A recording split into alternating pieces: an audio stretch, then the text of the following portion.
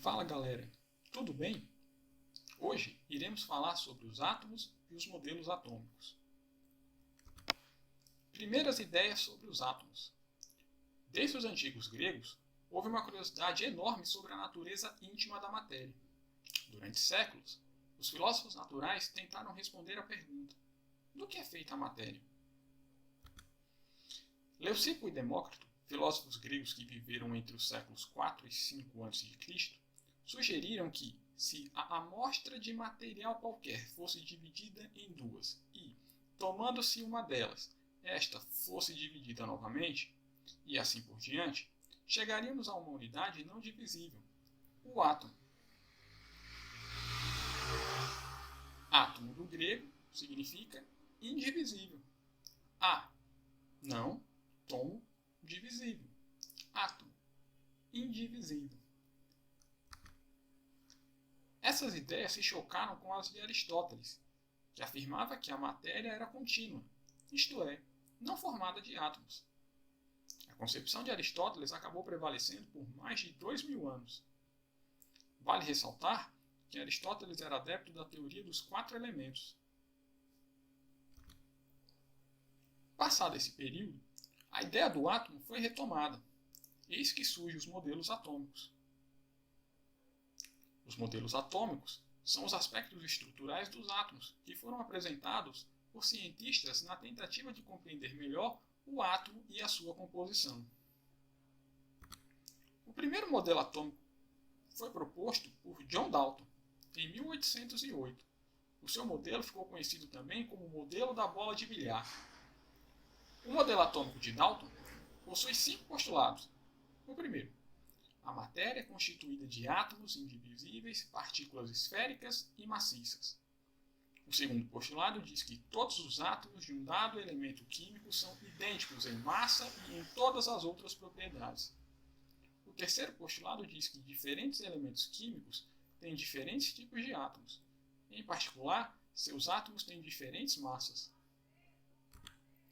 O quarto postulado diz que os átomos são indestrutíveis e nas reações químicas mantêm suas identidades, ou seja, não são criados, destruídos, divididos ou convertidos em outras espécies de átomos.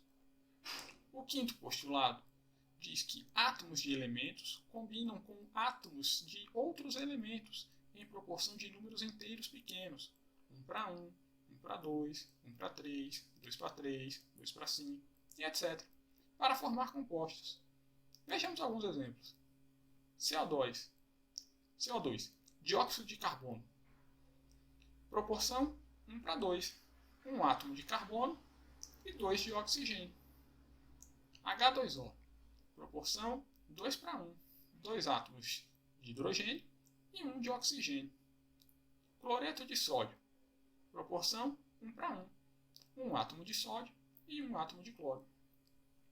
Uma observação importante é que, com base no modelo atual que descreve o átomo, o quinto postulado de Dalton ainda é considerado correto. Aqui temos a representação dos elementos químicos sugerida por Dalton.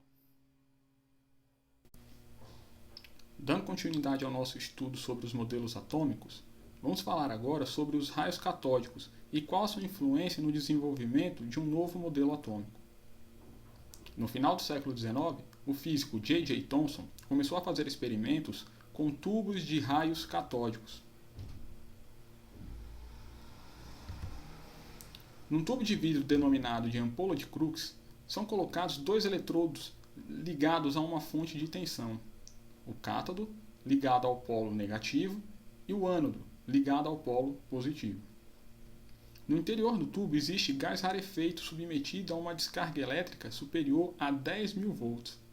Do cátodo parte um fluxo de partículas chamado raios catódicos, que se dirige à parede oposta do tubo, produzindo uma fluorescência decorrente do choque dessas partículas contra a parede de vidro da ampola. Esses raios, invisíveis, eram detectados ao colidirem com material fluorescente, sulfeto de zinco, que recobria a parede da ampola. Na primeira imagem, vemos o tubo de raios catódicos. Na animação abaixo, vemos os raios catódicos colidindo com a parede da ampola.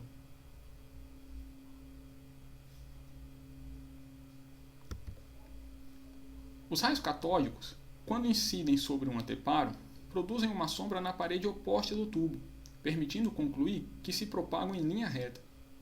Veja a animação.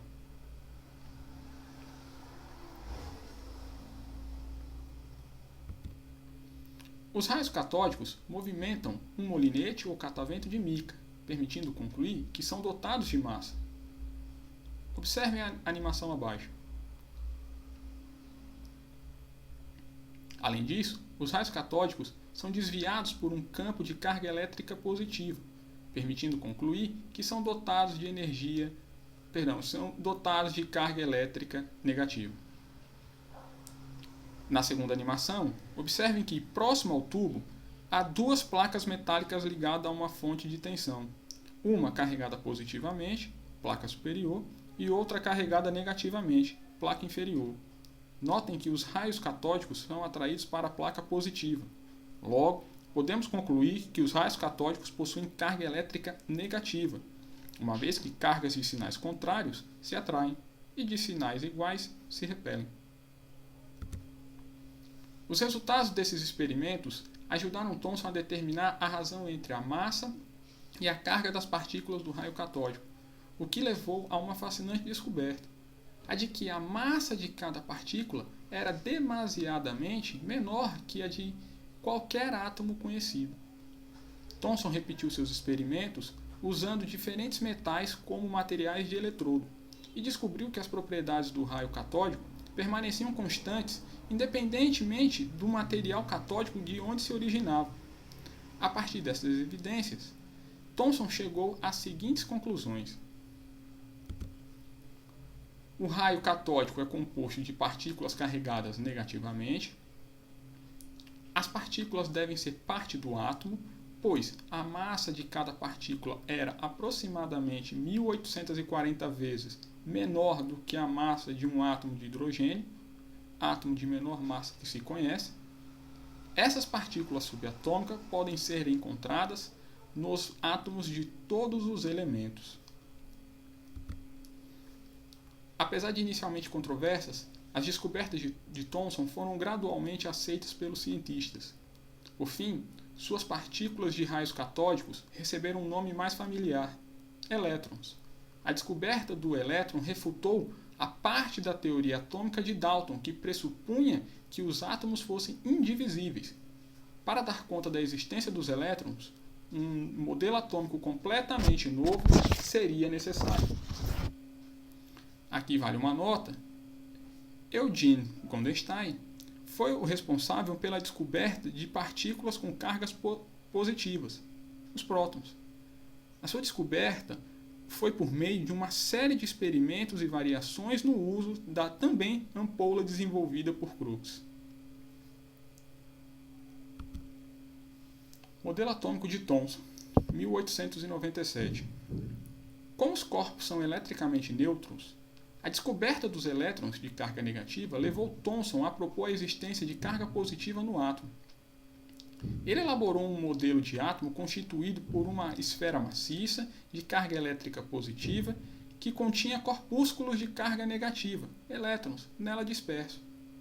Esse modelo ficou conhecido por modelo do pudim de passas, nome que obviamente não foi dado por Thomson. Na primeira imagem, vemos o modelo do átomo segundo Thomson.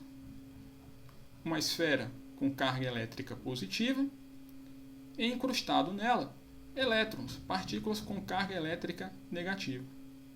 Na segunda imagem, vemos uma sobremesa do pudim de passas. Segundo Thomson, o número de elétrons no átomo deveria ser suficiente para anular a carga positiva da esfera, ou seja, o átomo teria carga neutra. Thomson assumia a natureza elétrica do átomo, incluindo que poderiam ser removidas ou acrescentadas partículas, os elétrons, ou seja, considerava o átomo divisível.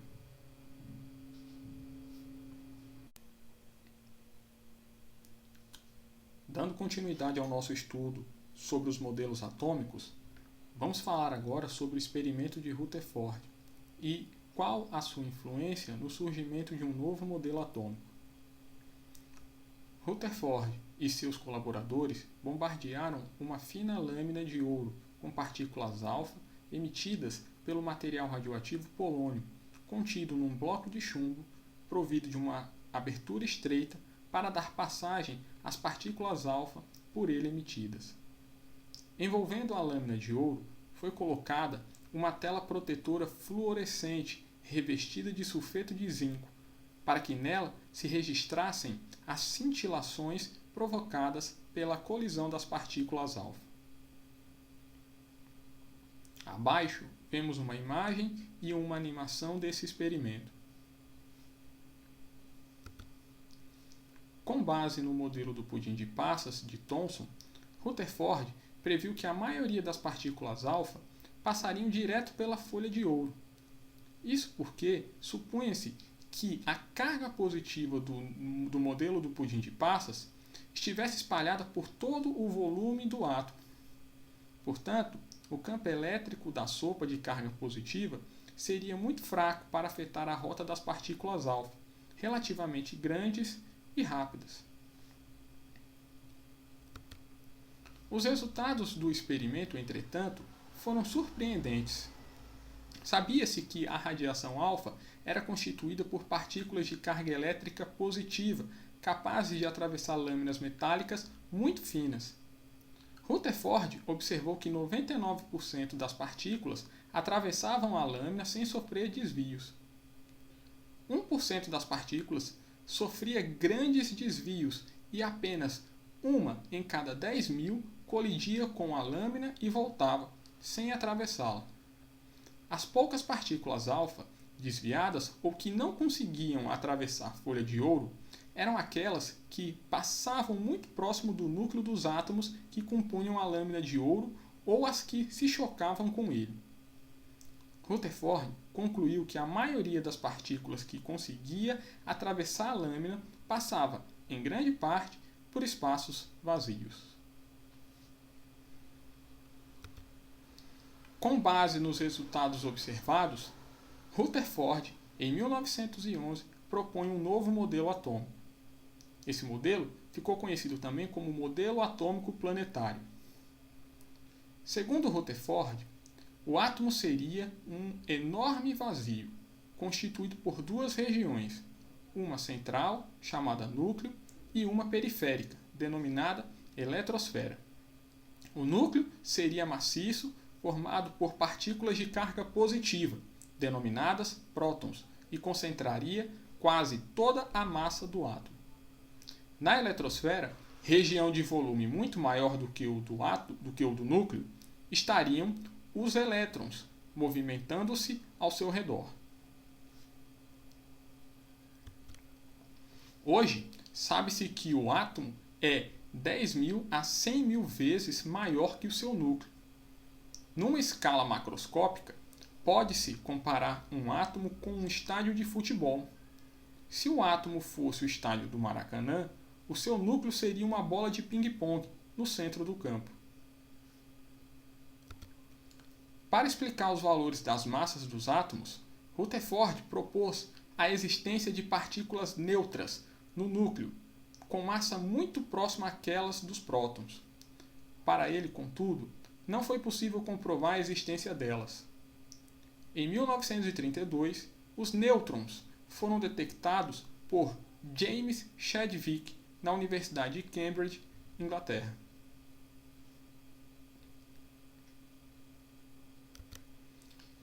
Esse modelo, no entanto, não era capaz de elucidar uma questão importante. Como os elétrons dotados de carga negativa podiam movimentar-se em torno de um núcleo positivo sem perder energia e colidir com ele? Na época, já se sabia que as cargas de sinais opostos se atraem. O estudo da luz forneceu mais alguns subsídios para o início de uma nova teoria e para o aperfeiçoamento do modelo atômico. O espectro eletromagnético. O arco-íris resulta da decomposição da luz solar, que incide em gotículas de água suspensas na atmosfera. A luz branca, ao atravessar um prisma, decompõe-se no espectro que apresenta as cores do arco-íris. Veja a imagem abaixo. Espectro luminoso visível é a imagem observada na decomposição da luz, formada por regiões com cores que se sucedem.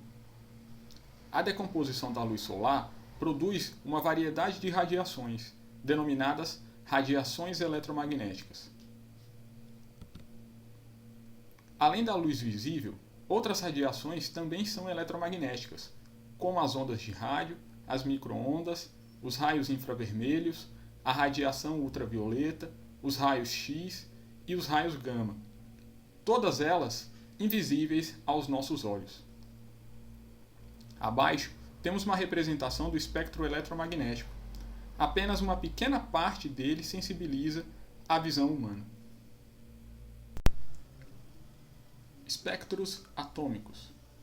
Certas substâncias, quando aquecidas na chama de um bico de Bose, conferem coloração à chama. A cor observada é característica do elemento presente na substância aquecida.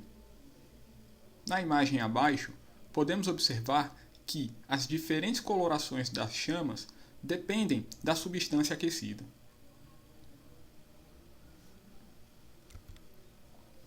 Em 1856, o cientista Robert Bose e seu colaborador Gustav Kirchhoff decidiram investigar o espectro das chamas.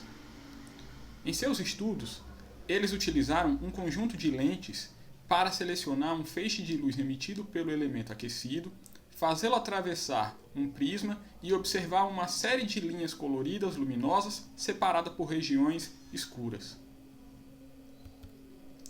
Essas linhas constituíam o espectro de emissão de determinado elemento.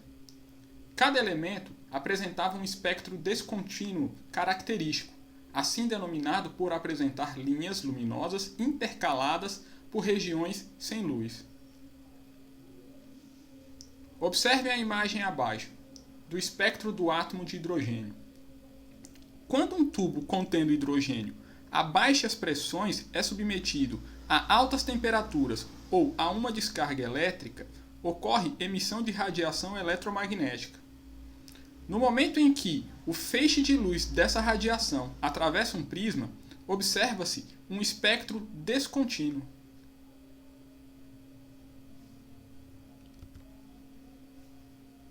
Aqui podemos observar outros espectros de emissão. Se outro elemento gasoso é colocado no interior do tubo, obtém-se um espectro diferente. Não há dois elementos químicos com o mesmo espectro de emissão.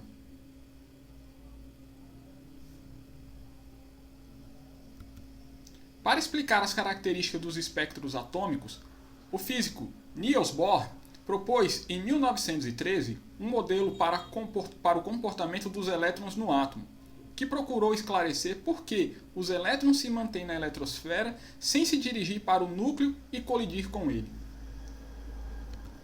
Bohr sugeriu que a teoria sobre a luz, proposta por Max Planck, poderia ser aplicada ao átomo. Segundo Planck, toda a energia do elétron é quantizada, ou seja, os elétrons absorvem ou emitem quantidades fixas de energia na forma de pequenos pacotes denominados quanta. Modelo atômico de Bohr, 1913. As ideias de Niels Bohr, que tiveram o apoio de Rutherford, resultaram em um aprimoramento do modelo para a estrutura do átomo, cujos princípios fundamentais são resumidos a seguir. Os elétrons ocupam determinados níveis de energia ou camadas eletrônicas. O elétron não pode ter energia zero, ou seja, estar parado no átomo. Os elétrons descrevem órbitas circulares estacionárias ao redor do núcleo, sem emitirem nem absorverem energia. Essas órbitas estáveis são denominadas estados estacionários. Em cada camada, o elétron possui energia constante. Quanto mais próximo do núcleo, menor é a energia do elétron com relação ao núcleo. E, quanto mais distante dele, maior a sua energia. Nessa imagem, temos a representação do átomo de Bohr.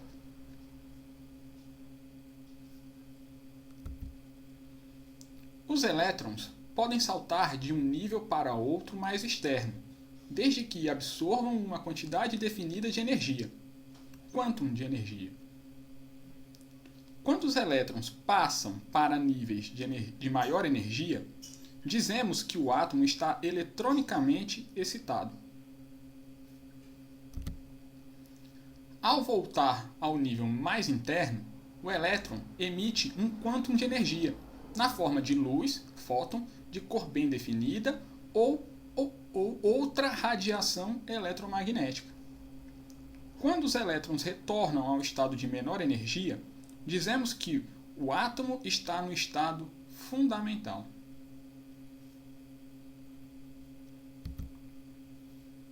O modelo de Bohr e os espectros dos elementos.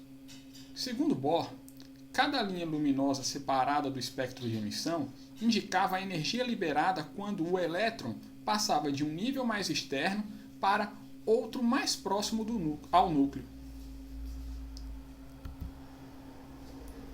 Ao considerar o átomo de hidrogênio composto de um núcleo que continha um único próton, em torno do qual havia um único elétron, Bohr calculou todas as linhas do espectro desse elemento, observando que os valores encontrados coincidiam com os obtidos experimentalmente no espectro descontínuo do hidrogênio. Distribuição eletrônica em camadas ou níveis de energia. Bohr propôs que os elétrons se situam em níveis de energia, ou camadas eletrônicas, 1, 2, 3, 4, 5, 6 e 7, as quais também poderiam ser representadas pelas letras maiúsculas K, L, M, N, O, P e Q. A camada 1, ou K, era mais próxima do núcleo e de menor energia, e a 7, ou Q, a mais distante e de maior energia. A forma como os elétrons estão distribuídos ao redor do núcleo, em camadas ou níveis de energia, é denominada distribuição eletrônica. Cada camada eletrônica ou nível de energia comporta um número máximo de elétrons, apresentados na tabela abaixo. Camada eletrônica K possui um número máximo de 2 elétrons. A camada L possui um número máximo de 8 elétrons. A camada M, 18 elétrons. N, 32, O, 32, P, 18 e Q, 8. Cada um desses níveis possui um valor determinado de energia, isto é, estados estacionários. Bem, isso é tudo, pessoal. Até a próxima. Tchau! Pessoal, antes de encerrar o vídeo, eu gostaria de mostrar algumas simulações para vocês. A primeira simulação será sobre o experimento de Rutherford em escala atômica. Inicialmente, temos a simulação do resultado previsto por Rutherford utilizando o modelo do pudim de passas de Thomson. Observem que as partículas alfa não são desviadas, pois as cargas positivas do modelo do pudim de passas estariam espalhadas por todo o volume do átomo. Observem a trajetória das partículas alfa.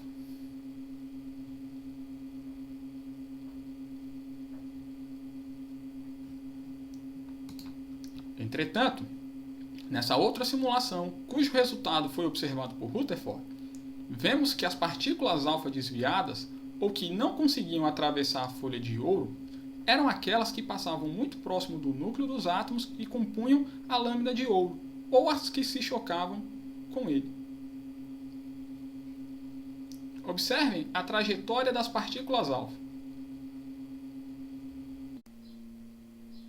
Essa simulação trata do problema da estabilidade do átomo de Rutherford.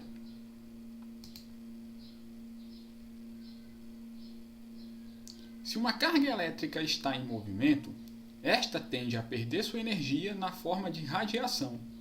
Os elétrons em movimento perderiam sua energia e, consequentemente, acabariam colidindo com o núcleo. Novamente, átomo de Rutherford. Por fim, simulação átomo de Bohr. Aqui temos um átomo de hidrogênio. Observem o núcleo, o elétron e os níveis ou camadas de energia. Fazendo com que esse átomo de hidrogênio interaja com alguns fótons que compõem a luz branca, observe o que acontece com o elétron do hidrogênio, que está no nível 1.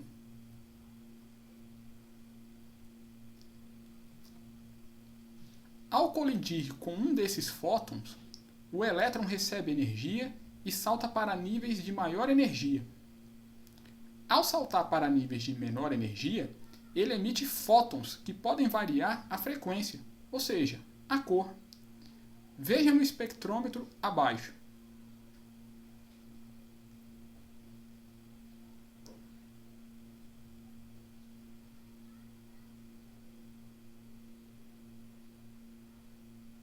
O elétron agora está no nível 3. Saltou para o nível 2 e emitiu um fóton na cor vermelha.